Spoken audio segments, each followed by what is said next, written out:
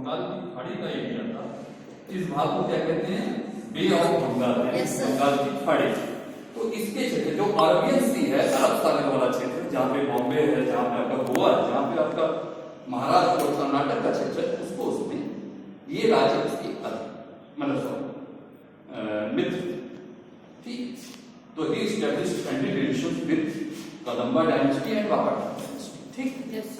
तो अब ये आपको क्लियर हो गया। महत्वपूर्ण क्या है, अब प्रश्न उठता है जो एक लास्ट पॉइंट है हमारा, जो आप समझ लीजिए कि ये उसने अलग अलग नीतियां क्यों बनाई, ये सबसे ज्यादा बात।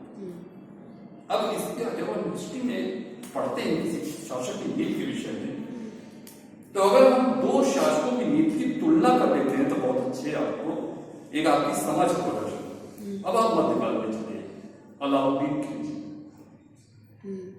अलाउद्दीन खिलजी पहला शासक है, आपने पढ़ा होगा जिसने दक्षिण भारत पर दिल्ली सल्तनत का पहला ruler Alauddin Khilji was the first rulers among the of Delhi Sultanate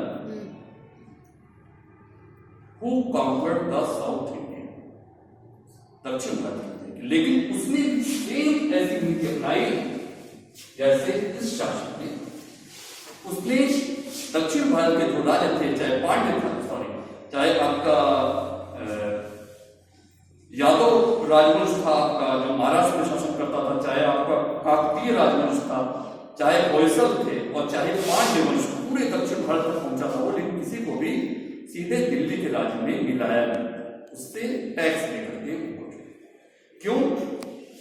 क्योंकि अलाउद्दीन खिलजी को ये पता था कि अगर हम डायरेक्ट एनेक्स करेंगे तो हमारे खिलाफ विद्रोहों का सिलसिला उठ खड़ा होगा। ये राज्य कहने का मतलब है कि दक्षिण भारत इतना दूर था, डिस्टेंस था, दूर था, और आवागमन के साधनों का अभाव था, कम्युनिकेशन में प्रॉब्लम थी, कम्युनिकेशन के जो प्रॉब्लम थी उसके कारण जो लैंड रूट था, जो रोड्स की समस्या थी, आज शामिल नहीं, विलय नहीं। और मोहम्मद बिन तुगलक ने जब विलय कर लिया तो उसका क्या हाल हुआ, उसके बाद धीरे धीरे तुगलक साम्राज्य कमजोर पड़ने लगा। तो जब इतने दिन बाद, यानी कि 1000 साल बाद ये स्थिति थी, तो समुद्रगुप्त के समय में क्या स्थिति रही होगी ये आप जान सकते हैं।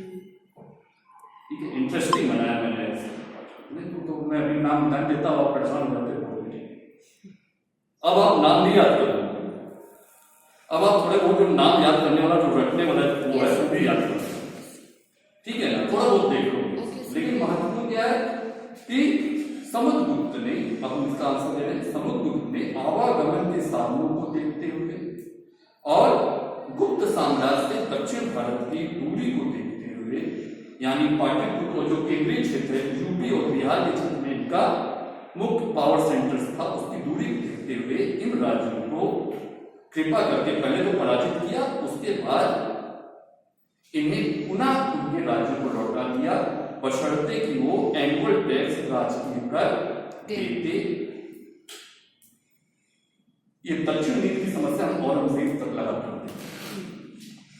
उत्तर भारत के शासकों ने बार बार दक्षिण भारत पर आक्रमण किया, लेकिन फिर कुछ न कुछ, कोई न कोई समस्या जरूर देखने को मिलती। फाइनली ये खत्म होता है ब्रिटिश ईस्ट इंडिया कंपनी के समय में, क्योंकि